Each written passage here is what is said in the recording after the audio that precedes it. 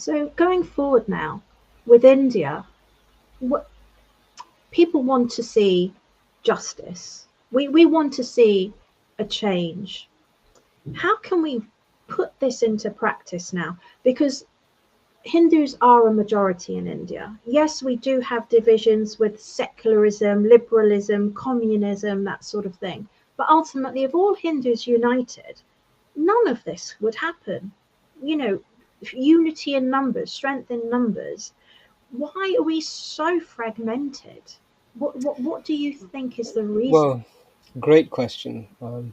As a student of history, there are some understandings which I think may be relevant to that question. Firstly, unity is only needed when faced with adharma or with violence. Yes. In the absence of those two, the foundational principle of dharma is diversity, where everybody is living doing their own thing. And so long as they're not sort of treading on each other's societal, religious, or philosophical toes, then they're welcome to do whatever they wish. So there is no necessity for unity in times of peace. Yeah, and that is traditionally what our Sanatani family has always been. This is why the whole nation, from the depths of Kanyakumari all the way up to Gangotri and the Himalayas, you know, diversity.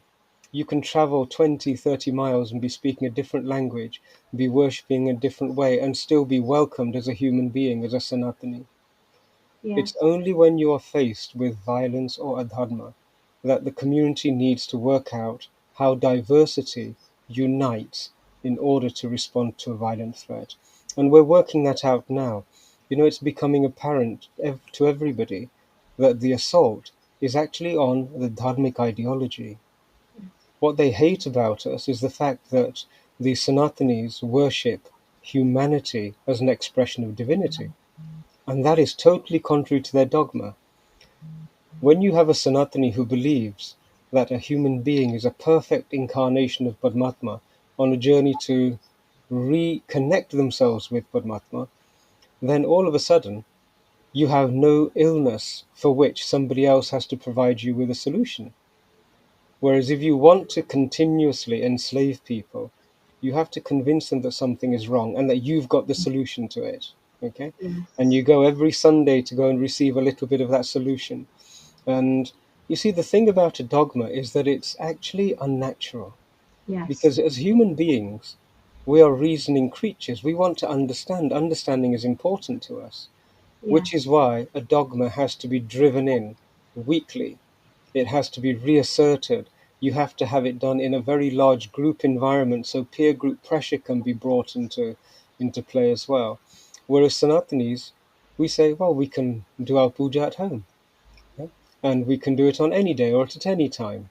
And we've Yes. even got different days for different types of practices. And there is no requirement for violence, intellectual or emotional, to be brought to bear to make you do something. Now, No. because we have this perspective, it's so hard to imprison and enslave intellectually and emotionally people who are Sanatani, because a dogma requires the destruction of anything which challenges it in order for it to survive, because it's not natural.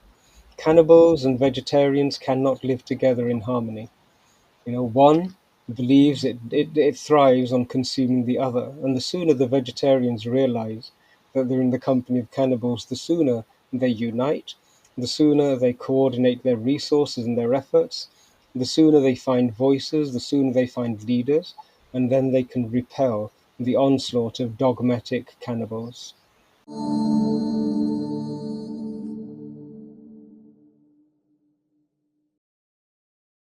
Please remember to subscribe to us and switch on the notifications for this channel. For our other social media links, more content, and to support our work, please visit citti.net. Dhanyavad. Namaskar.